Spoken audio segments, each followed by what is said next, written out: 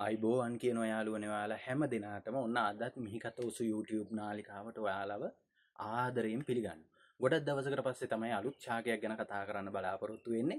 මේක ශාකයක් කිව්වට මේක ශාකයක් නෙමෙයි, මේක වැලක්. ඖෂධීය වැලක්, ඖෂධීය ගුණ පිරිච්ච වැලක්. අපි වැඩි විස්තර ගන්නේ නැතුව, වැඩි වෙලා කතා කරන්නේ නැතුව අපි මේ ශාකයට කියන නම අඳුර ගැනීමෝ. මේකට ගොඩක් දෙනෙක් කියන්නේ සප්සඳ.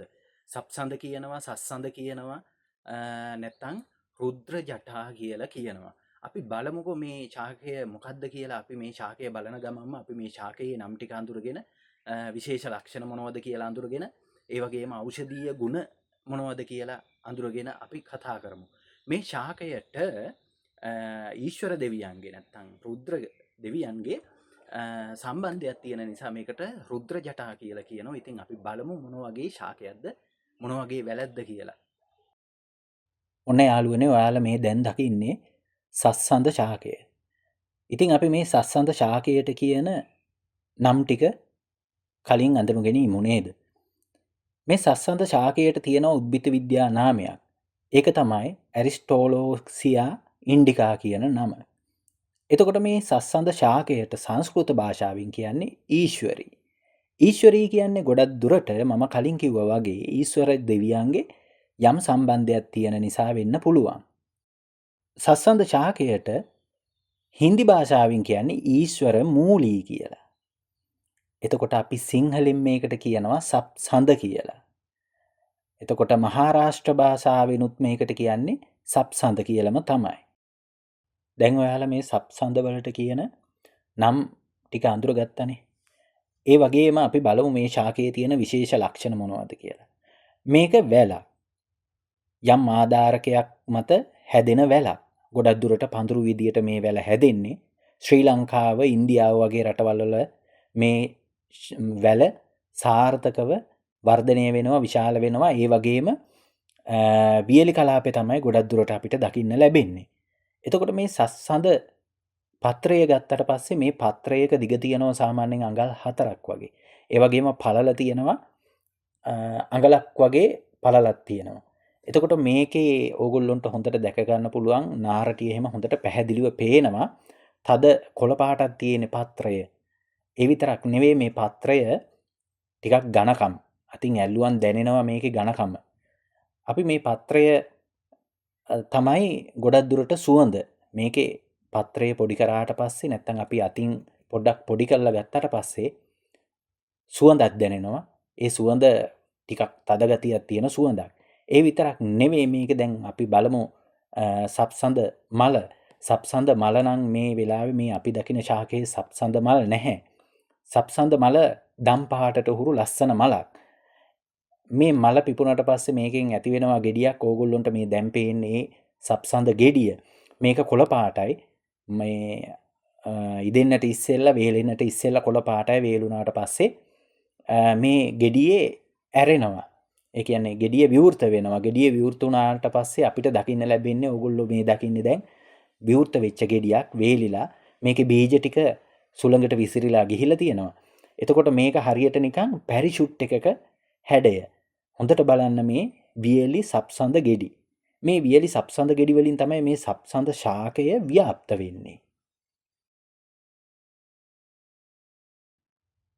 මේ සප්සඳ ශාකය ගත්තට පස්සේ මේකේ අපි ಗುಣ ගැන බැලුවොත් මේක ලඝු රූක්ෂ කියන ಗುಣ දෙකෙන් යුක්ත ශාකයක්. ඒ වගේම රසය ගත්තට පස්සේ කටුකයි, තිත්තයි. තිත්ත ගතියක් තියෙනවා, ටිකක් සැර ගතියක් තියෙනවා. පත්‍රය පොඩි කරනකොටත් අපිට නහයට දැනෙනවා ඒ සැර ගතිය. ඒ වගේම තීක්ෂණයි. මේකේ සාමාන්‍යයෙන් මේක අපි ආහාරයට ගත්තොත් එහෙම මේකේ උෂ්ණ ගතිය වැඩි. මේ සස්සඳ කියන ශාකය උෂ්ණ වීර්යය තියෙන ශාකයක්. එතකොට මේක උෂ්ණ වීර්ය ශාකයක් නිසා මේක හරිම ගුණවත් වෙනවා. ඔය සෙම් රෝගවලට වාතය ආශ්‍රිත ඇතිවන රෝගවලට මේක ඊටාම වටින ශාකයක්. අපි මේක ගැන ඖෂධීය වටිනාකම ගැන කතා කරොත් මේ සප්සඳ ගොඩාක් දුරට ප්‍රයෝජනයට ගන්නේ සර්ප විෂට ප්‍රතිකාර කරන්න. මේකේ සර්ප විෂ නාශක ගුණයක් තියෙනවා කියලා සිංහල වෙදකමෙත් ඒ වගේම ආයුර්වේදීය වෙදකමෙත් කතා කරනවා, සඳහන් වෙනවා. අපේ වෙද මහත්තුරු ඒක නිසා ලෙඩුන්ට ප්‍රතිකාර කරන්න ගොඩාක් දුරට සප්සඳ ශාකයත් පාවිච්චි කරනවා සර්ප විෂට. එතකොට මේ සප්සඳ ශාකය සර්ප විෂට ප්‍රතිකාර කරන්න පාවිච්චි කරනකොට මේක බාහිරින් ආලේප කරනවා. ඒ කියන්නේ සර්පයා දෂ්ට කළ ස්ථානයේ බාහිරින් ආලේප කරනවා. සස්සඳ ශාකය විතරක් නෙමෙයි මේ ඖෂධවලට පාවිච්චි කරන්නේ, තව ගොඩක් ඖෂධ වර්ග සංයෝග කරලා හදාගන්න ඖෂධයක් තමයි සර්ප විෂට පාවිච්චි කරන්නේ. එතකොට මේ සප්සඳවල සර්ප විෂට විතරක් නෙමෙයි ගුණය තියෙන්නේ. මේක තුවාලවලට ගුණයි. වනරෝගවලට ඒ වගේ දේවල් වලට ගුණයි. ඒ වගේම අපේ ශරීරයේ යම් යම් තැන්වල ඇති වෙනවා ඉදිමුම්. මේ ඉදිමුම් වලට ප්‍රතිකාර කරනකොට මේ ඉදිමුම් බස්සවන්න, ඒ ඉදිමුම් වල වේදනාව නැති කරන්න මේ සප්සඳ ශාකයත් එක්ක තව බොහෝ ඖෂධ වර්ග යොදාගෙන පිළියෙල කරන ඖෂධ ආලේප කරනවා බාහිරින්. එතකොට අපේ සමහර ගොඩක් දෙනෙක්ට තියෙනවා ආමවාතය වගේ රෝග, සන්ධිවාතය වගේ රෝග. අපි කියනවා රුමැටික් ආතරයිටිස් කියලා ඉංග්‍රීසි භාෂාවෙන්. අන්න ඒ වගේ රෝගවලට ප්‍රතිකාර කරනකොට මේ සප්සඳ ශාකය ගොඩාක් දුරට විදමහත්තුරු ආයුර්වේද වෛද්‍යවරු පාවිච්චියට ගන්නවා.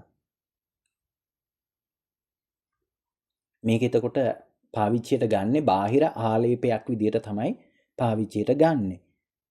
අනිත් කාරණය තමයි මේ සප්සඳ ශාකය අතිසාරයට ඖෂධ පිළියෙල කරනකොට භාවිතා කරනවා. ගොඩක් දුරට ඒ වෙලාවට පාවිච්චි කරන්නේ සප්සඳ ශාකයේ මූලයන්. ඒ කියන්නේ මුල්.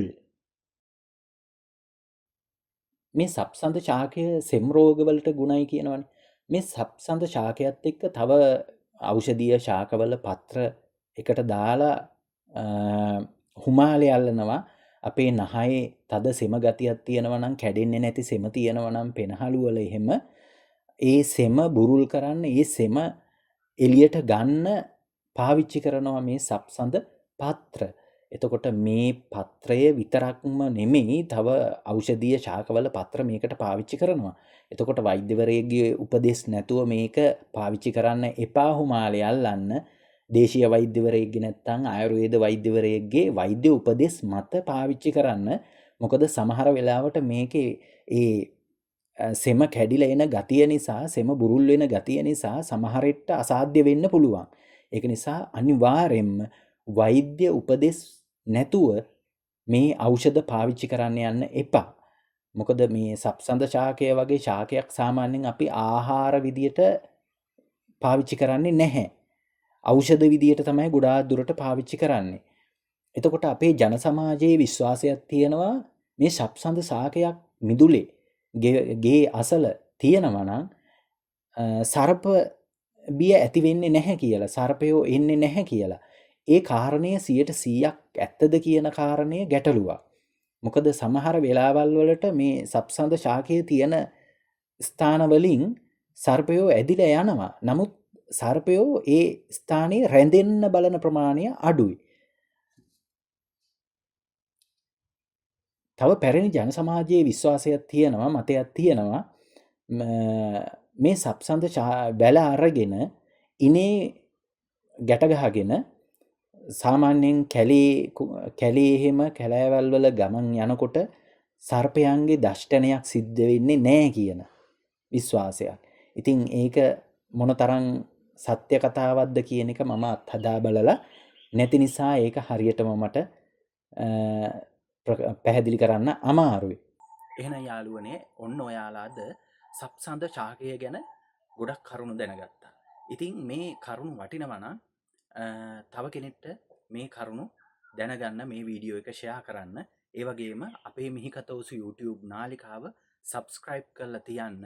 ඕගොල්ලොන්ට මේ වගේ වටින වීඩියෝ ආයෙ පාරක් බලන්න. එහෙනම් අදට ගිහිල්ලා එන්නම්.